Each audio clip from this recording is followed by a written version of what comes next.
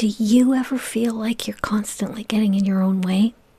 Like, you're trying, you want to move forward, you're working towards something, but somehow it seems like there's this invisible resistance happening behind the scenes that keeps slowing you down, stalling you out, or holding you back.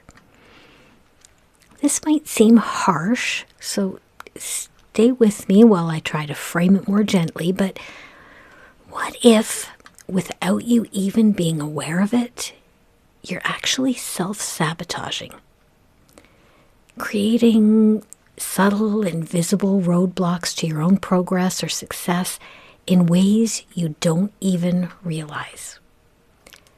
Seriously, no shame or blame here. I know I am guilty as charged when it comes to getting in my own way. Not in big, dramatic, self-destructive ways, but I've caught myself doing it. And I don't say that as a confession as much as context, because I've got a big one I'll share in the episode today. I'm sure you have too at some point or another. And today isn't about blaming or fixing yourself. It's about understanding what's been happening under the surface. Self-sabotage isn't a flaw. It's often protection that's outlived its purpose. So today I want to explore what those hidden patterns can look like, expose them to the light, and talk about how we can both gently dismantle and unlearn them. So let's dig into that.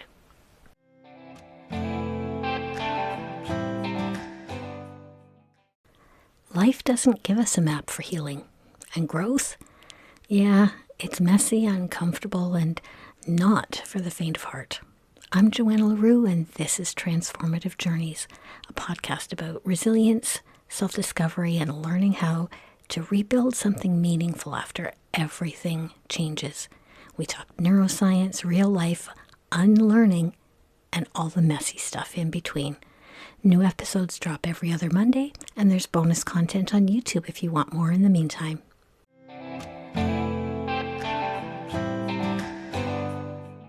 Welcome back to Transformative Journeys with Joanna.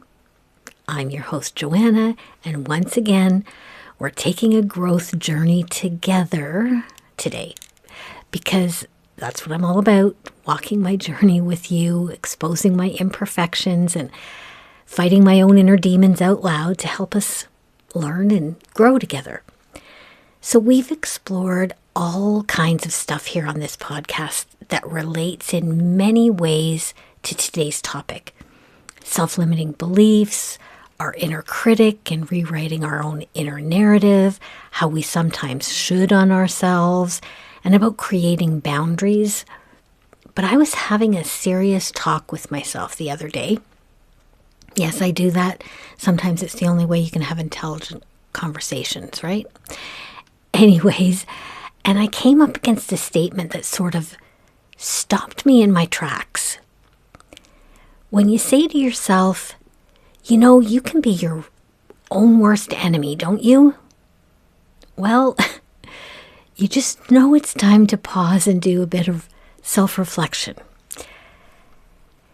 When you hear the term self-sabotage, you might be imagining some kind of dramatic action, making rash decisions and choices, avoiding or declining challenges or opportunities, damaging relationships that could impact your future, or choosing ones that are highly unsuitable for us.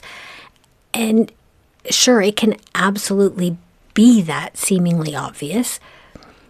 And self-sabotage can integrate itself into all kinds of areas in our life.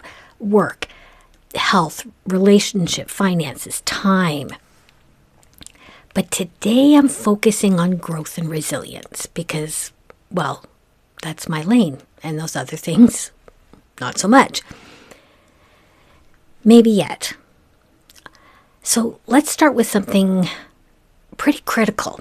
Most of our self-sabotage is unconscious. We don't do it on purpose. Like, seriously, how many of us sit around thinking to ourselves, what can I do to ensure that I fail today? Right?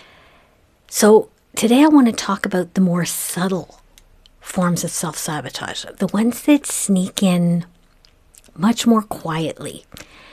It can look like procrastination, finding something else to do as an excuse to delay or not to start something. I'll see your social media scrolling and I'll raise you an evening of Netflix binge watching. Perfectionism, setting impossibly high standards or being overly critical of ourselves. Over planning instead of starting, which is kind of a combination of the previous two, focusing on perfecting all the tiny details as a way to put off actually doing the thing. Comparing ourselves to other people, and God knows I did enough of this. I love podcasts, so it's been really, really hard not to compare myself with veterans of podcasting and the huge names who have writers and production teams and studios, professional equipment. Negative self-talk, peppering yourself with thoughts and beliefs that lower your confidence and increase your feelings of unworthiness. Imposter syndrome, and we've talked about this one before too. Feeling unworthy to pursue your goals, undermining your achievements, or worrying that you're going to be perceived as a fraud. Waiting till you feel more ready. Interpreting that ishy feeling in your stomach as intuition, that this just really isn't the right time, and using that as an excuse to put off starting. And these often show up disguised as protection or being realistic. Self-sabotage rarely looks like self-destruction. Most of the time, it looks like staying busy but stuck. So let's make a little neuroscience break here. Because sometimes what's exposing what's really going on in our brains can help us drop some of the shame behind it. I've said it so many times here on this podcast, but our brain's main priority is definitely not to make us materially successful or emotionally fulfilled. It's designed to keep us safe. It's all about survival, so it prioritizes predictability over happiness, familiarity over possibility, and energy conservation over leaning into learning something new. Our nervous system would rather choose familiar misery than unfamiliar possibility, because familiar discomfort can feel safer than unfamiliar growth. This really sucks, but at least I know this pain, right? So welcome back to our good old amygdala, along with its related limbic system. It comes up in every one of our conversations, it seems, for a good reason. It's our brain's threat detection system, and pretty much every emotional response, cognitive stall, or limiting belief we have about ourselves begins with this baby and its overactive instincts to protect us. It is literally constantly scanning for danger, uncertainty, potential loss, and when something like growth feels unfamiliar, uncertain, or risky, even emotionally, it just quietly applies the brakes. Our brain's just wired to protect us from pain, so it's figured out all kinds of creative ways to keep us from experiencing pain. And it'll do whatever it feels will best get the job done of stopping us from jumping off its imagined bridge into the icy unknown. And don't go hating on our amygdala. Self-sabotage is just its way of trying to keep us safe within our or its comfort zone. I have something I like to refer to as my comfort zone demon. It communicates telepathically with the imposter syndrome that lives in my attic. In psychology, this is referred to as a status quo bias, which is basically how we tend to lean towards what's known, even when it's not necessarily in our best interest or going to help us move towards a goal. Our brain likes predictability, and it hates perceived threat. It sees known pain as predictable and therefore sort of comfortable, and it perceives the unknown of growth as a potential threat and something that should be avoided. Maybe we're afraid of failure because last time we failed at something, it hurt or felt shameful or humiliating. Maybe sometime in the past we've been told we weren't good or good enough at something and we were embarrassed or wounded by the remark. Whatever the root of the fear, self-sabotage is just a quiet self-protection mechanism that's kind of gone rogue, trying to shield you from perceived threats like pain or rejection. So that thing holding you back, it might not be laziness or lack of motivation. It might just be protection that doesn't even apply to the current situation. All right, so we've pretty much established that self-sabotage isn't just a you thing. It's a me thing too. I think it's probably pretty much an everyone thing at some time or another. And I'll be honest, I self-sabotaged this podcast in the beginning. Seriously, in a big way. For almost a year, I overplanned. I nitpicked about all the tiny details, hid behind learning more tech, and like I said earlier, compared myself to people who are years ahead of me in the podcast arena. Was it discipline or motivation that gave me the kick in the ass I needed? Nope.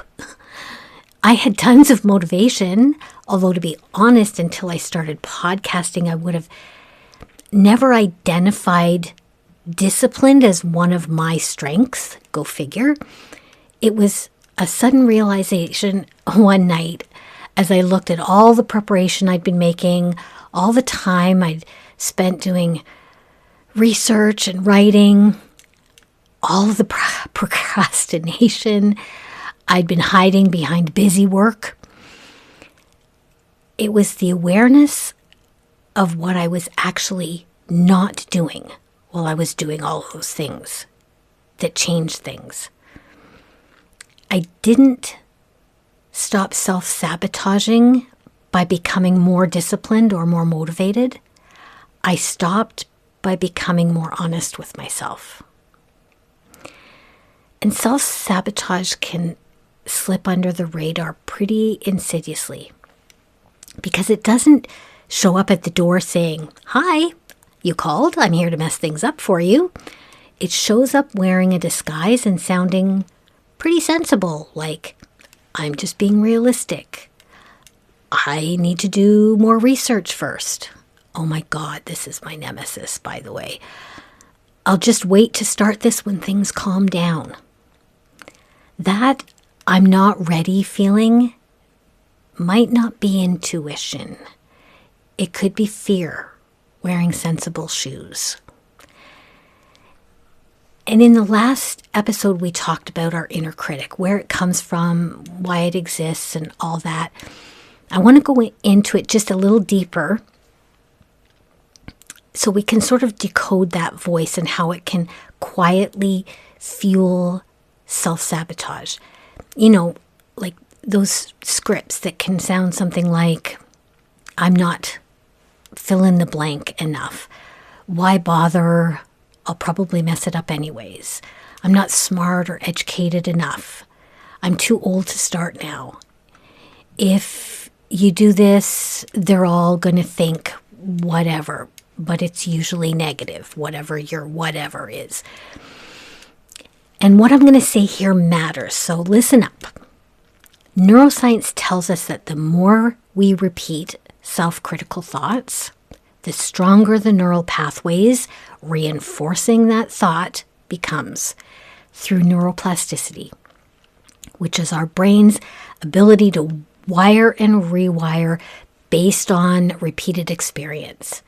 Thoughts we practice and repeat can become thoughts we just automatically believe. But a thought being familiar doesn't make it true. Our inner critic doesn't sabotage us by yelling. It does it by quietly convincing us not to try.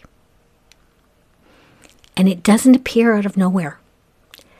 Like our inner critic, it forms through our early experiences of criticism, failure, shame that can cause us to unconsciously avoid things that could trigger the feelings around those experiences.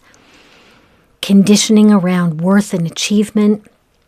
If we've been made to feel inadequate or undeserving of success in the past, or our younger self was told something like, you never finish anything you start, we internalize that and can sometimes own it as a truth about ourselves.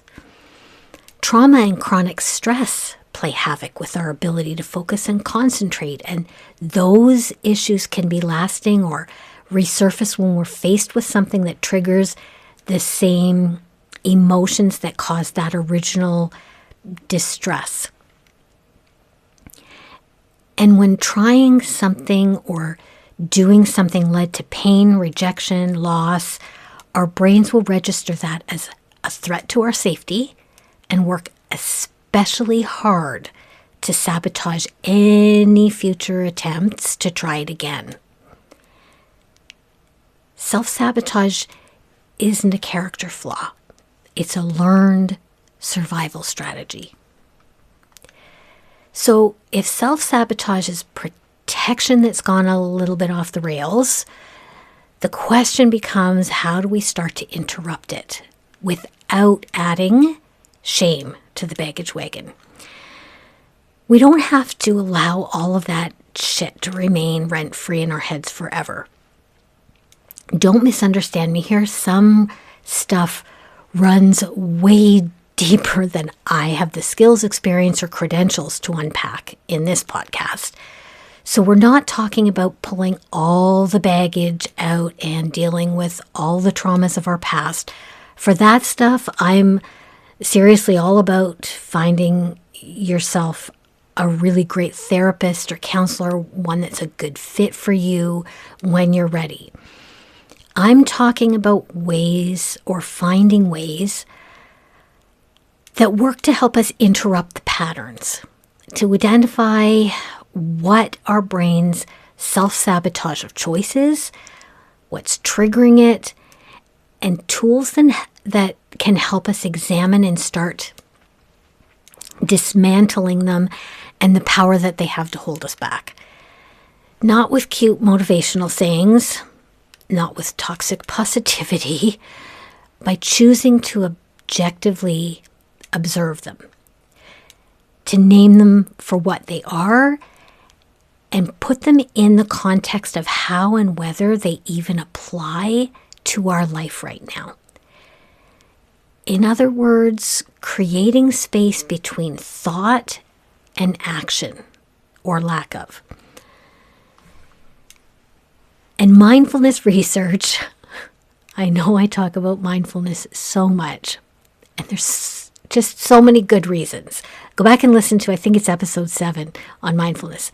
Anyways, mindfulness research shows that actually naming a thought and identifying it as a mental event rather than a fact increases activity in our prefrontal cortex, while our emotional reactivity to it decreases. Awareness doesn't eliminate self-sabotage, but it makes room to start to weaken its grip. So instead of that old familiar, I can't do this, we're going to acknowledge that thought with, oh, there's that familiar thought again. No need to judge it.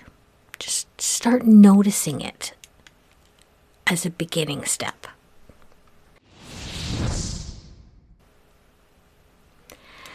Have you checked out any of my free resources yet? My anti-sabotage toolkit is brand new addition to my toolkit page. I created it to help you keep exploring today's discussion at your own pace and in your own way. You can grab it for free along with all of my other resources at transformativejourneys.ca, or just scroll down to the link in the show notes. Because we may be on different paths at different times, but we are all on this journey together. All right, back to the episode.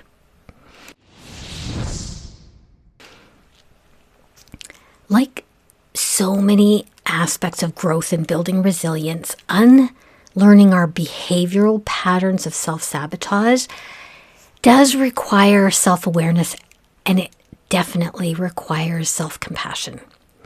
Our inner critic and its negative thought patterns pipe up automatically without conscious processing. And as a side note, because I love a good "I was today years old when I found out" moment, it was previously thought that the average human has approximately 65,000 thoughts per day.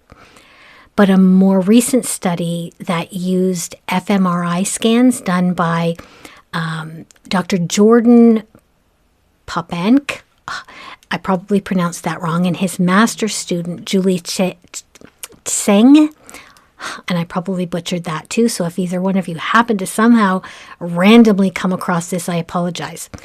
Anyways, it was done at Queen's University right here in Ontario, and it showed that the average is closer to 6,200 thoughts per day, or about 4.3 thoughts per minute, which is just mind-blowing anyways. Their methodology was designed to help them detect when a person is thinking something new, and they called them thought worms, without regard to what the new thought is. So it wasn't meant to detect whether thoughts were positive or negative. But previous studies estimated that about 80% of our daily thoughts are negative, which, doing the math, means that we have about 4,800 negative thoughts a day. Ouch. Anyways, back to self-sabotage and getting into interrupting its cycle. So one of the most important things that I've uncovered over and over in the articles and papers I've been reading about it is to develop our self-awareness around the thoughts, emotions, and behaviors around our self-sabotaging patterns, and trying to identify the triggers or the reasons behind them. And this might sound like just one more thing to add to our to-do list, but it doesn't have to be. Awareness doesn't necessarily have to include doing much. It can mean simply pausing for a breath and asking ourselves, what am I feeling right now? And do I recognize where it's coming from? Simple curiosity. The second question can help us identify whether the thought is really ours and true, or if it originated from somewhere in our past. And it can also give us an opportunity to challenge the thought, to question it, and to reframe it. And if you do want to go a little deeper and really begin to slay the dragon, so to speak, here's a few really simple, super gentle practices that can help. Small daily check-ins. Good old mindfulness. You guys know how much I love my mindfulness because I can incorporate them into so many of the things I do every day anyways. I have a whole episode that goes deeper into that. Journaling a few lines. Write out your fears and triggers. Examine where they come from and really explore what it is you're afraid of. Failure? Imposter syndrome? Ridicule? Are there certain times or activities that you find yourself avoiding or procrastinating? Naming it really does help to tame it. soothing our amygdala and bringing our prefrontal cortex back in control, which can help us make better choices. Next, when your brain screams, "I can't do this," "Why bother?" or "I'm not ready," take a few moments to ask yourself why you think you can't do it. Like, seriously, why can't you? Challenge that thought. Be realistic about it. Of course, there's things we really can't do or can't do right now. Reframe that thought. I can't do astrophysics. I don't even really understand exactly what astrophysics is. So I'd look a total fool if I did an episode on it all by myself. I could try to find someone to interview if I thought it was something I wanted or needed to do, but talk about it intelligently myself? Nope. Often, it's not that we actually can't do something. It's that we're afraid to try. So our brain tries to protect us from the pain of shame by trying to stop us from even trying. Next idea is, once you've identified that this thought or feeling really is just a trigger moment and not a truth, break down what feels like big, overwhelming tasks into smaller, more achievable goals with the big end game in mind. And celebrate every single one of those small wins. You don't need to have a party every time you achieve one, but go you if you want to. But acknowledge them and give yourself a pat on the back. That's what I had to do to get off the hamster wheel of procrastination to finally record and upload my first episode. And last, and probably, as far as I'm concerned, most important, radical and unequivocal self-compassion. This part's non-negotiable. There is no room for growth when shame is controlling us. Start learning how to replace self-criticism and self-doubt with self-kindness. Like I always say, talk to yourself like someone you love. Always. It's not about bullying yourself into becoming who you want to be. It's about doing things to support yourself on the road to get there. All right, you know the drill. If you have a notebook or a paper handy, here's a few prompts that you can journal out or take on your next walk with you just to think about. Make it kind. Again, make it self-compassionate. What really triggers my self-sabotage? Is it overwhelm, uncertainty, comparison, fatigue? What does my self-sabotage usually look like? Procrastination, perfectionism, avoidance, overthinking, a combination of those. What am I really trying to protect myself from? Embarrassment, failure, rejection, disappointment, some or all of the above. And if I'm honest, what am I afraid might happen if I really try? And if those questions made you squirm just a little, remember, I've created a gentle anti-sabotage toolkit to help you keep exploring this at your own pace, in your own way. No pressure, no fixing, just support.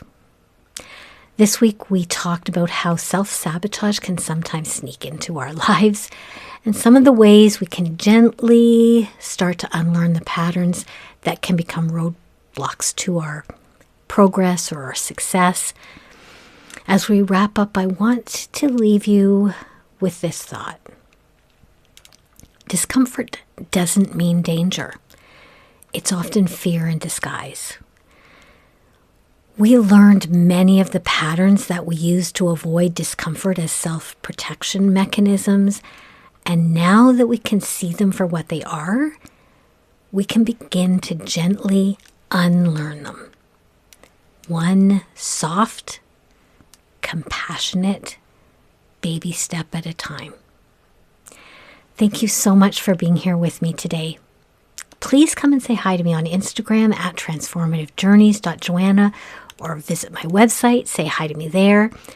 Did you know I do an enhanced version of this podcast on YouTube? Not quite ready to go live. I will get there. One of my goals this year.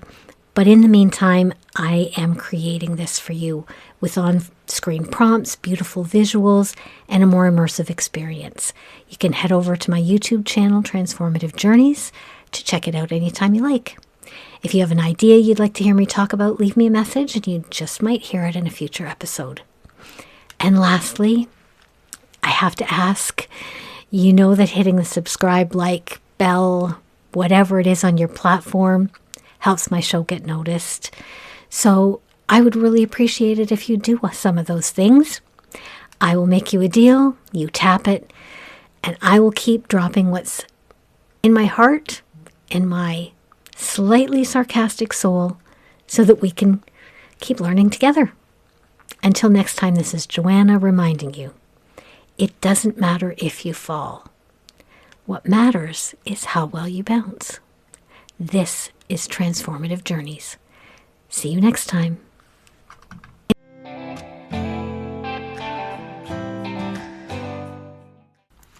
Your support helps me keep creating free tools and honest conversations.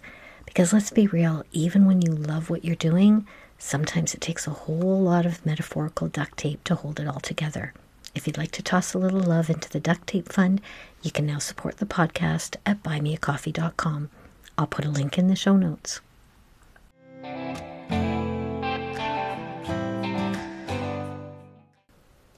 Hey, just a disclaimer. This podcast is for entertainment and informational purposes only and should not replace the advice of a medical or mental health expert. I'm not a licensed counselor or therapist, just a human with a mic and a story of growth and resilience. No degree, no fancy letters after my name. I'm a full-time student at the School of Hard Knocks, University of Life, where I figure I'll graduate when I take my last breath. In other words, I'm just Joanna, a fellow human being on my journey through this thing called life, and your guide on this transformative journey.